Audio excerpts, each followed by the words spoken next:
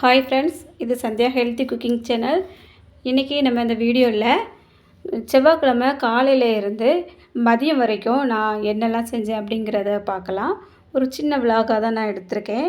காலையிலே பார்த்திங்கன்னா, இது தினை அரிசியில் செஞ்ச தோசை.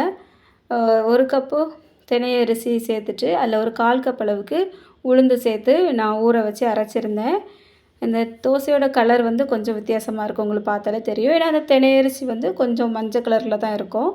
அதுக்கு தொட்டுட்டு சாப்பிட்றதுக்காக நான் தேங்காய் சட்னி ரெடி பண்ணியிருந்தேன். ரொம்பவே நல்லா இருந்தது. இன்னொரு வீடியோவில் இது எப்படி செய்கிறது அப்படிங்கிறத நான் அப்லோட் பண்ணுறேன். இப்போ சாப்பிட்டதுக்கப்புறமா ஒரு 9 மணிக்கு மேலே நான் இந்த ப்ளவுஸ் தைக்கிறதுக்கு எடுத்தேன். இப்போ அவசரமாக 2 ப்ளவுஸ் தைச்சி கொடுக்க வேண்டியதாக இருந்தது. அன்றைக்கி செவ்வாய்க்கிழமை ஒரு 12 மணி 12:30க்குள்ளே இந்த ப்ளவுஸ் 2 தைச்சி கொடுக்கணும். இது அளவு ப்ளவுஸ் தான். நான் இந்த ப்ளவுஸ் எப்படி தைச்சேன் அப்படிங்கிற வீடியோ என்னோடய இன்னொரு சேனலில் நான் அப்லோட் பண்ணியிருக்கேன். அதில் டெய்லரிங் சேனல் அப்படிங்கிறதுனால டெய்லரிங் சம்மந்தப்பட்ட வீடியோஸ் எல்லாமே நான் அப்லோட் பண்ணிகிட்ருக்கேன். இப்போது இதுதான் இந்த மாடல் ப்ளவுஸ் 1 தைச்சிருந்தேன். அதுக்கப்புறமா ஒரு சாதா ப்ளவுஸ் தைச்சிருந்தேன். இந்த 2 ப்ளவுஸுமே தைச்சி நான் ஒரு 12 மணிக்கெல்லாம் முடிச்சுட்டு, அதுக்கப்புறமா டைம் ஆகிட்டு அப்படிங்கிறதுனால நான் சாப்பாட்டுக்கு தண்ணி ஊற்றி அடுப்பில் வச்சுட்டு வந்துட்டேன். அது வெந்நி சூடாகிட்டு இருக்க நேரத்தில் அதுக்கப்புறமா இதில் ஊக்கெல்லாம் நான் பண்ணி எடுத்து வச்சுட்டேன். இப்போ சாதம் வெந்துக்கிட்டு இருக்குது பாருங்கள். இதில் பூண்டும் சின்ன வெங்காயமும் நான் உரித்து வச்சுருக்கேன். இது சாம்பார் வைக்கலாம் அப்படிங்கிறதுனால. இப்போ சாம்பாருக்கு காய் வாங்கி வச்சுருந்தேன். இது காலையிலே வாங்கி கொண்டு ஃப்ரிட்ஜில் வச்சுருந்தது. இந்த மாதிரி காய் எங்கள் ஊரில் சாம்பாருக்கு அவியலுக்கு அப்படிலாம் கேட்டால் இந்த மாதிரி கவரில் கொடுத்துருவாங்க. எல்லா காய்கறியுமே சேர்த்து கொடுப்பாங்க. பெரிய சைஸ் காய்கறியெல்லாம் கொஞ்சம் கட் பண்ணி கொடுப்பாங்க. அவியல் சாம்பாருக்கு எல்லாமே நாங்கள் இந்த மாதிரி எல்லா காய்கறியும் சேர்த்து தான் செய்கிறது வழக்கம். எங்கள் ஊர் பக்கம் நிறைய பேருக்கு தெரிஞ்சிருக்கும். இதை வேறு இடங்கள்லாம் இந்த மாதிரி எல்லா காய்கறியும் போட்டு செய்யக்கூடிய சாம்பாரை கதம்பம் சாம்பார் அப்படின்னு சொல்லுவாங்க. ஆனால் நாங்கள் நார்மலாகவே இந்த மாதிரி தான் சாம்பார் வைப்போம். எப்போமாவது ஒரு டைம் கொஞ்சமாக செய்யணும் அப்படின்னா மட்டும் ஒரு உருளைக்கிழங்கு, கத்திரிக்காய், முருங்கைக்காய் அந்த மாதிரி போட்டு சிம்பிளாக சாம்பார் வச்சுக்கிடுவோம். இது சாப்பாட்டுக்கு எடுக்கக்கூடிய சாம்பாருங்கிறதுனால இந்த மாதிரி எல்லா காய்கறியும் சேர்த்து செய்வோம். ரொம்ப நல்லாயிருக்கும். இப்போ இதில் என்ன காய்கறியெல்லாம் இருந்துன்னு பார்த்தோம்னா, இதோட ரேட் பார்த்திங்கன்னா ஒரு 40 ரூபா தான். 40 ரூபாய்க்கு இவ்வளோ காய்கறி கொடுத்துருவாங்க. இது கூட ஒரு பல்லாரியும் 2 உருளைக்கிழங்கும் இருந்தது. அதை நான் தனியாக எடுத்து வச்சுருந்தேன். இது பாருங்கள், இவ்வளோ காய்கறியும் சேர்த்து கொஞ்சமாக மல்லி இலையும் சேர்த்து 40 ரூபாய்க்கு கொடுத்துருந்தாங்க கடையில். இப்போ இதை இந்த சாம்பாருக்கு தேவையான காய்கறியை மட்டும் நம்ம எடுத்துக்கிட்டு, இதில் கொஞ்சம் 1, 2 காய் எக்ஸ்ட்ரா இருக்குது. அதை நான் என்ன பண்ணுறேன் அப்படின்ட்டு பாருங்கள். இந்த இலவங்க இருக்குது பாருங்கள், இலவங்காயில் நான் ஒரு கூட்டு வச்சுடலாம் அப்படின்ட்டு அதை தனியாக எடுத்து வச்சுட்டேன். இதை எங்கள் ஊர் பக்கம் இலவங்கன்னு தான் நாங்கள் சொல்லுவோம். வேறு இடங்கள்லாம் இதை வெள்ளை பூசணின்னு சொல்லுவாங்கன்னு நினைக்கிறேன்.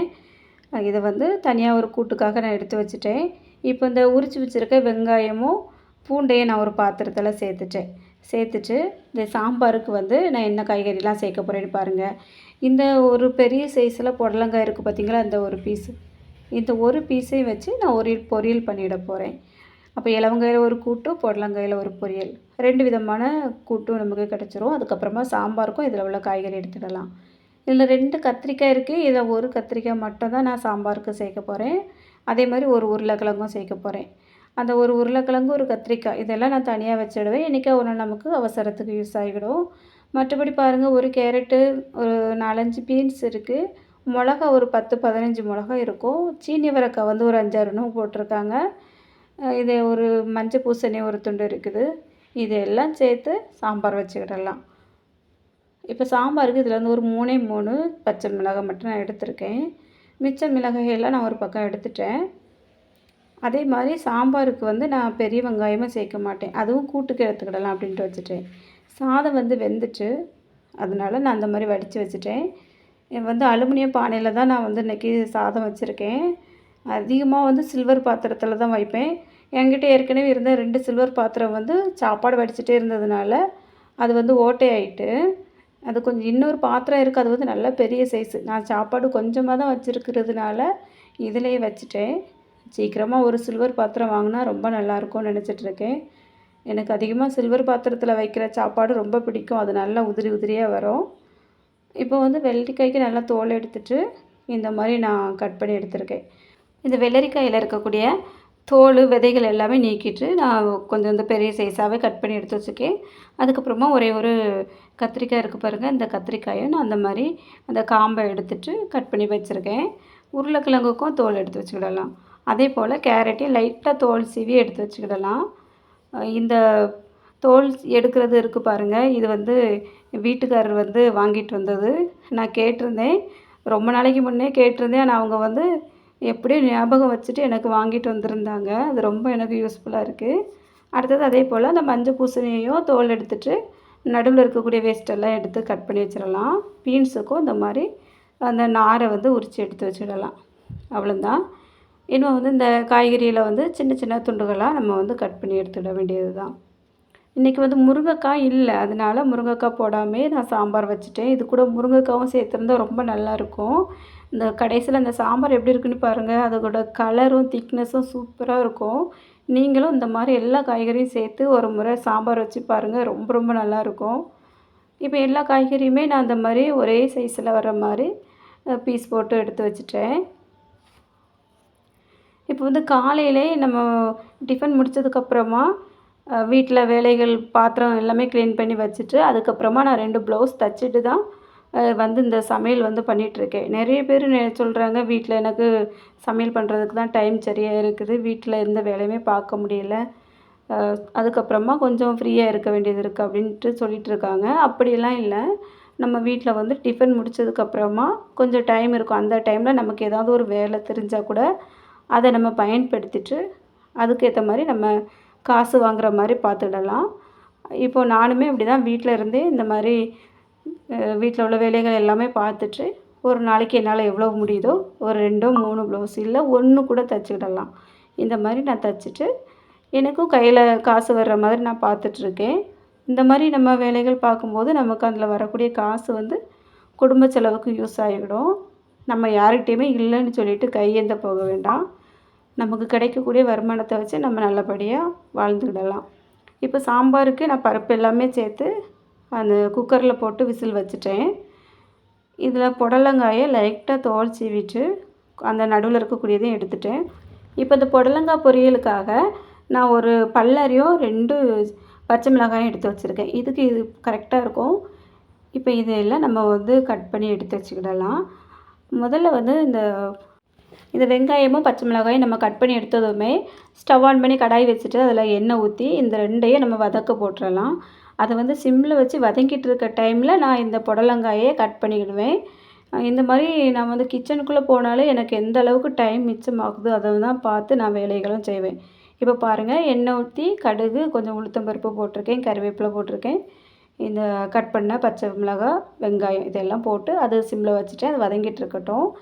இந்த புடலங்காய் வந்து ஒரு 150 கிராம் அளவுக்கு தான் இருக்கும். ஏன்னா நான் வந்து இந்த காய்கறி கூடலாம் சேர்த்து கொடுத்துருந்தது தானே, இது மொத்தமாக நம்ம சாம்பாரில் போட்டால் நல்லா இருக்காது அப்படிங்கிறதுனால நான் இந்த மாதிரி கொஞ்சம் பெரிய பீஸ் இருக்கிறதுனால பொரியலுக்கு மாதிரி வச்சுக்கிடுவேன். ஏன்னா எப்போவுமே அவியலுக்கு இல்லை சாம்பாருக்கு இந்த மாதிரி வாங்கிட்டு வந்தேன்னா நான் அதை 2 3 விதமாக பிரித்து ஏதாவது வச்சு சமையலுக்கு யூஸ் பண்ணிக்கிடுவேன். இப்போ அது வதங்கியே நான் இந்த புடலங்காயை வந்து இந்த மாதிரி நல்லா பொடி பொடியாக கட் பண்ணி எடுத்துட்டேன். பொரியலுக்கு இந்த மாதிரி கட் பண்ணால் ரொம்ப நல்லாயிருக்கும். இப்போ வந்து நமக்கு தனியாக இதை காய்கறி எல்லாமே கட் பண்ணி எடுத்து வச்சுட்டு டைம் வேஸ்ட் பண்ண வேண்டாம். இந்த மாதிரி ஒவ்வொரு வேலை பார்த்துட்டு இருக்கும்போதே ஒவ்வொரு பக்கத்தில் காய்கறியும் கட் பண்ணிகிட்டு இருந்தோன்னா இந்த வேலை வந்து கொஞ்சம் ஈஸியாக முடிஞ்சிடும். இப்போ இந்த புடலங்காயும் சேர்த்து வதங்க போட்டாச்சு. ஒரு கை தண்ணி தெளித்து நம்ம அப்படியே லைட்டாக கிண்டி விட்டுட்டு உப்பும் சேர்த்துட்டு மூடி போட்டு சிம்மில் வச்சோன்னா இது நல்லா வெந்து வந்துடும். குக்கர் வந்து விசில் வந்துட்டு அதையும் ஒரு பக்கம் எடுத்து வச்சிடலாம். இப்போ அடுத்தது இந்த இலவங்காய் இருந்து பாருங்கள், இதையும் நான் வந்து அந்த தோலெல்லாம் எடுத்துகிட்டு நல்லா சின்ன சின்ன பீஸாக கட் பண்ணி எடுத்துக்கிட போகிறேன். இது வந்து நம்ம நார்மலாக வீட்டில் குழம்பு மிளகாய் தூள் போட்டு வச்சு கொஞ்சம் தேங்காயெல்லாம் விட்டு வச்சோன்னா கொஞ்சம் திக்காக கூட்டு மாதிரி வைக்கும்போது ரொம்ப நல்லாயிருக்கும். இது வந்து எப்படி நமக்கு காய்கறி எந்த மாதிரி இருக்கோ அதுக்கேற்ற மாதிரி நான் வந்து எதுனாலும் வச்சுக்கிடுவேன். யாராவது சொல்லி அதை பார்த்து தான் வைக்கணும் அப்படின்ட்டு இல்லை, நான் எனக்கு எப்படிலாம் தோணுதோ அந்த மாதிரிலாம் நான் பார்த்துக்குவேன். இப்போ வந்து ஒரு 1/4 கப் அளவுக்கு தேங்காய் இருக்கும், அதில் கொஞ்சமாக ஜீரகம் போட்டு லைட்டாக பரபரன்னு அரைச்சி எடுத்துகிட்டு வந்துட்டேன். இதை வந்து இந்த பொரியலில் சேர்த்துட்டு நல்லா மிக்ஸ் பண்ணி விட்டுறலாம். கொஞ்சம் மஞ்சள் தூள் போட்டு இது வந்து நல்லா சிம்மில் வச்சுட்டு 1 நிமிஷத்துக்கு அப்படியே மூடி போட்டு வைங்க. ஏன்னா தேங்காய் சேர்த்ததுக்கப்புறமா ரொம்ப நேரம் வந்து தீயில வச்சிங்கன்னா அது ஒரு கசப்பு கொடுத்தது போல் இருக்கும். ஜீரகமும் சேர்த்துருக்கோம் இல்லையா, அதனால் கசப்பு கொடுத்துரும். இப்போ பொரியல் ரெடி ஆகிட்டு அதை எடுத்து ஒரு பாத்திரத்துக்கு மாற்றிட்டேன். நான் இப்போ அந்த கடாயை கழுவி வச்சுருக்கேன். ஏன்னா நம்ம வந்து கிச்சனில் அதிகமான பாத்திரங்கள் சேர்த்து வச்சுருந்தோம் அப்படின்னாலும் என்ன ஆகும்னா, நம்ம எடுத்து எடுத்து அழுக்காக்கி அந்த வாஷ் பேசனில் போட்டுகிட்டே இருப்போம். அப்போ நமக்கு பாத்திரமும் அதிக அளவில் சேர்ந்துட்டே இருக்கும். அதனால் அந்த பாத்திரத்தை நம்ம ஒரு சின்ன பாத்திரத்துக்கு மாற்றிட்டு இதை வந்து அப்படியே கழுவி எடுத்து வச்சிட்டோன்னா அடுத்ததுக்கு வந்து யூஸ் பண்ணிடலாம். இப்போ இன்னொரு பல்லாரியும் ஒரு தக்காளியும் கட் பண்ணி வச்சுருக்கேன். அதே கடாயில் கொஞ்சமாக எண்ணெய் விட்டு கடுகு உளுத்தம் பருப்பு சேர்த்து கறிவேப்பிலை இந்த பல்லாரி வதங்கினதும் தக்காளியும் சேர்த்து வதக்கிட்டேன். கொஞ்சமாக உப்பு சேர்த்தாச்சு. இனி வந்து கட் பண்ணி வச்சுருக்க அந்த இலவங்காயும் இதில் சேர்த்து வேக விட்டுருவேன். இது கொஞ்சம் கூட்டு மாதிரி தான் வரும். ஏன்னா இலவங்காவில் வந்து பொரியல் மாதிரி பண்ணால் நல்லா இருக்காது. இது வந்து தண்ணி விட்டு தான் வரும் பார்த்திங்களா. அதனால் இது ஒரு கூட்டாவோ இல்லைனா ஒரு கிரேவியாவோ நம்ம வந்து வச்சிடலாம். அது வெந்துட்டுருக்க டைமில் நான் வந்து சாம்பாருக்கு கொஞ்சம் புளி ஊற வச்சுருந்தேன். அது கூட வீட்டில் அரைச்ச குழம்பு மசாலா தூள் வந்து ஒரு ஸ்பூனுக்கும் மேலே போட்டிருப்பேன். ஒரு அரை ஸ்பூன் அளவுக்கு வத்தல் தூள் சேர்த்துருக்கேன். வத்தல் தூள் வந்து எப்பவுமே வீட்டில் அரைச்சி வைப்பேன். அது வந்து முடிஞ்சிட்டு மழை காலம் இருந்ததுனால நான் வத்தல் வந்து அரைக்கலை. இனி கொஞ்சம் வெயில் அடித்ததுன்னா காய வச்சு அரைச்சிடணும். வாங்கி வச்சுருக்கேன். இப்போ கடையில் உள்ளது தான் நான் கொஞ்சம் யூஸ் பண்ணியிருக்கேன். இப்போ இது நல்லா கரைச்சி இந்த புளி கூடால உப்பும் சேர்த்து நல்லா கரைச்சிட்டு இந்த சாம்பாரில் சேர்த்தாச்சு. பாருங்கள் இது கலர் எப்படி இருக்குன்னு பாருங்கள். நான் வந்து சாம்பாருக்கு மசாலாவும் கடையில் அதிகமாக வாங்கவே மாட்டேன். ஏன்னா இதுதான் நம்ம குழம்பு மிளகாய் தூளுக்கு என்ன பொருட்கள் எல்லாம் சேர்க்கோமோ அதே தான் சாம்பார் மசாலாலையும் சேரும். கொஞ்சம் வத்தல் தூள் மட்டும் அதிகமாக சேரும். அதனால எக்ஸ்ட்ரா கொஞ்சம் வத்தல் தூள் வந்து சேர்த்துக்கிடுவேன். கொஞ்சம் கடைசியில் நம்ம வெந்தயமும் போட்டு தாளித்து விடும்போது சாம்பார் சூப்பராக இருக்கும். இப்போ இதில் இன்னும் ஒரு 1/4 கப் அளவுக்கு தேங்காய் இருக்குது. இதை தேங்காய் மட்டும் அரைச்சி எடுத்துகிட்டு வந்துடலாம். இது நம்ம அந்த இலவங்க கூட்டு கூடால சேர்த்துக்கிடையதுக்கு இதில் 1 ஸ்பூன் அளவுக்கு குழம்பு மிளகாய் தூள் வந்து சேர்த்துட்டேன். இதை வந்து நல்லா பச்சை வாசனை போனதும் இந்த தேங்காயும் அதில் சேர்த்துட்டு கலந்து விட்டுக்கிட போகிறேன். இந்த மிக்ஸி ஜாரில் கொஞ்சமாக தண்ணி விட்டு அதை அலசி இதில் விட்டுட்டேன். ஏன்னா அதில் வந்து நம்ம அரைச்ச தேங்காயெல்லாம் நிறைய இருக்கும். அதனால் இதை நல்லா மிக்ஸ் பண்ணி விட்டுறலாம். இது பாருங்கள் நல்லா ஒரு கூட்டு பதத்துக்கு இருக்கு இல்லையா. இது வந்து சிம்மில் வச்சு ஒரு 2 நிமிஷத்துக்கு அப்படியே வச்சுட்டு கடைசியில் கொஞ்சமாக மல்லி இலை தூவி நம்ம வந்து இறக்கி வச்சோன்னா போதும். சூப்பராக இருக்கும். இதே போல் நீங்கள் ஒரு டைமாவது இந்த இலவங்க இருந்ததுன்னா செஞ்சு பாருங்கள். ரொம்ப நல்லாயிருக்கும். இப்போ இந்த கூட்டு ரெடி ஆகிட்டு இதை ஸ்டவ் ஆஃப் பண்ணி வச்சிடலாம். இந்த சாம்பார் பாருங்கள் நல்லா கொதித்து அதோட நிறம் எப்படி இருக்குது பாருங்கள். சூப்பராக இருக்குது. இதில் கடைசியில் கொஞ்சமாக மல்லி இலை தூவி இதை வந்து இறக்கி வச்சிடலாம். இப்போ வந்து இந்த கூட்டு ரெடி ஆகிட்டு கூட்டுக்கும் மல்லி இலை தூவி நான் அப்படியே மூடி வச்சுட்டேன். நல்லா வாசமாக சூப்பராக இருந்தது. இப்போ சாம்பாருக்கு வந்து தாளிச்சிடலாம். ஒரு தாளிப்பு கரண்டி வச்சுருக்கேன். அதில் கொஞ்சமாக தேங்காய் எண்ணெய் விட்டுருக்கேன். கடுகு உளுத்தம்பருப்பு இது 2 வெடித்ததும் கொஞ்சமாக வெந்தயம் சேர்த்துருக்கேன். நான் வந்து பெருங்காயத்தூள் முதலே சேர்க்குறதுக்கு மறந்துட்டேன். அதனால் இந்த எண்ணெயிலே கொஞ்சம் பெருங்காயத்தூள் வந்து சேர்த்துக்கிட போகிறேன். இப்போ ஒரு 2 காஞ்ச மிளகாயும் இதில் கிள்ளி சேர்த்துட்டேன். ஒரு 2 சின்ன வெங்காயம் வந்து பொடி பொடியாக கட் பண்ணி வச்சுருக்கேன். அதையும் சேர்த்துட்டு கடைசியில் கொஞ்சமாக கறிவேப்பிலை. முதலே கறிவேப்பிலை சேர்த்தோன்னா அது வந்து கரிஞ்சு போயிடும். அதனால் கடைசியில் சேர்த்துடுங்க. இப்போ அந்த சாம்பாரில் விட்டுட்டேன். பாருங்கள் சாம்பாரோட நிறமே எப்படி இருக்குதுன்னு. இந்த மாதிரி வந்து நாகர்கோவில் சைடு மார்த்தாண்டம் சைடெல்லாம் இந்த மாதிரி சாம்பார் வந்து நல்லா திக்காக கலராக இருக்கும். அது ரொம்ப பிடிக்கும் எனக்கு சாப்பிட்றதுக்கே. நான் ரொம்ப எங்கே விசேஷ வீடுகளுக்கு போனாலும் அப்படி விரும்பி சாப்பிடுவேன் இந்த சாம்பார் மட்டும். அதே போல் தான் நான் இன்றைக்கி வீட்டில் வச்சுருக்கேன். இதில் முருங்கைக்காய் மட்டும் சேர்க்கல. முருங்கைக்காய் சேர்த்துருந்தா ரொம்ப நல்லா இருந்திருக்கும். இப்போது சுட சுட சோறு அதில் நம்ம வச்சுருக்க சாம்பாரையும் விட்டாச்சு. அது கூட அந்த இலவங்க கூட்டு எப்படி இருக்குன்னு பாருங்கள். நல்லாவே திக்காகிட்டு அதையும் வச்சாச்சு. இப்போது வந்து புடலங்காய் பொரியலும் வச்சிடலாம். 40 ரூபா காய்கறியிலே நம்ம வந்து 3 விதமாக ரெசிபி பண்ணியாச்சு. வீட்டில் வந்து வேலைகளை பார்த்துட்டு இந்த வேலையும் நான் 1 மணி நேரத்தில் முடிச்சிட்டேன். கரெக்டாக ஒரு 1:30க்கெல்லாம் சாப்பாடு எல்லாமே ரெடி ஆகிட்டு அதுக்கப்புறமா சாப்பிட்டுட்டு மறுபடியும் நான் என்னோடய வேலைகளை ஆரம்பிச்சிட்டேன்.